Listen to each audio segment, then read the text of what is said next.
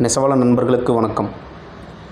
இளம்புலி பக்கத்தில் இருக்க பெருமாங்கவுண்டம்பட்டியிலேருந்து ஒரு கஸ்டமர் யூடியூப்பில் நம்ம வீடியோவை பார்த்துட்டு சர்வீஸ் சப்போர்ட்டுக்கு கால் பண்ணியிருந்தார். அவருக்கு அடிக்கடியான ஊசி பிரச்சனை வச்சுக்கிட்டே இருக்குது. இதுக்கு முன்னாடி வந்தவங்களும் சர்வீஸ் சரியாக பண்ணித்தர மாட்டேங்கிறாங்க. அவங்க சர்வீஸ் பண்ணாலும் அது ஒரு நாள் 2 நாளில் மறுபடியும் அந்த கம்ப்ளைண்ட் திரும்ப வந்துக்கிட்டே இருக்குதுன்னு ரொம்ப மன உளைச்சலாக இருக்குதுன்னு சொல்லியிருந்தார். அப்புறம் நம்மக்கிட்ட மெஷினில் வர பிரச்சனை எல்லாத்தையும் சொல்லிவிட்டு அவர் சப்போர்ட் பண்ண முடியுமா அப்படின்னு சொல்லி கேட்டிருந்தார்.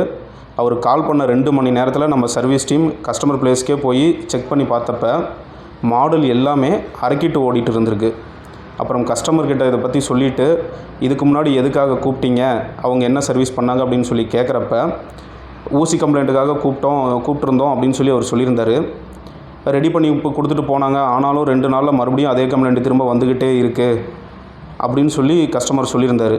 அப்புறம் நாங்கள் செக் பண்ணி பார்த்துட்டு கஸ்டமர்கிட்ட தெளிவாக எடுத்து சொன்னோம் அவங்க என்ன பண்ணியிருக்காங்க அப்படின்னு. ஊசி பிரச்சனைக்கு அவங்க பஞ்சிங் மட்டும்தான் சேர்த்து வச்சுருக்காங்க. அது கடைசியில் என்ன ஆச்சுன்னா மேக்னெட் அடி வாங்கியிருக்கு. மாடல் சைடில் அரைக்கிட்டு ஓடிட்டு இருந்திருக்கு. ரோப்பு எல்லாமே கட் ஆகிருக்குது பாதி மேலே.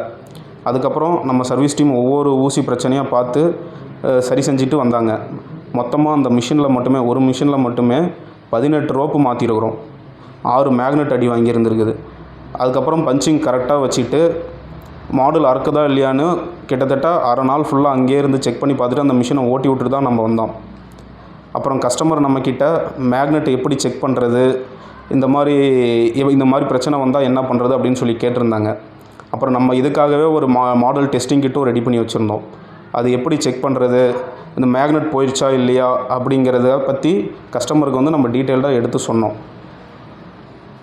அப்புறம் 2 வாரம் கழித்து கஸ்டமர்கிட்ட இப்போ மறுபடியும் அந்த பிரச்சனை வந்திருக்கா இல்லையா அப்படின்னு சொல்லி கேட்டப்போ நம்ம பண்ணிட்டு போனதுக்கப்புறம் அந்த கம்ப்ளைண்ட்டு திரும்ப வரல அப்படின்னு சொல்லி கஸ்டமர் திருப்தியாக சொன்னார். உங்களுக்கு ஏதாவது எலக்ட்ரானிக் ஜக்கார்டு மிஷின், எந்த கம்பெனி ஜக்கார்டு மிஷினாக இருந்தாலும் பரவாயில்ல, சர்வீஸ் சப்போர்ட் தேவைப்பட்டுச்சுன்னா நம்ம இந்த யூடியூப்பில் நம்பர் கொடுத்துருக்கோம். நீங்கள் எப்போ வேணாலும் கால் பண்ணுங்கள். உங்களுக்கு சிறந்த முறையில் நாங்கள் சர்வீஸ் செஞ்சு தரோம். நன்றி.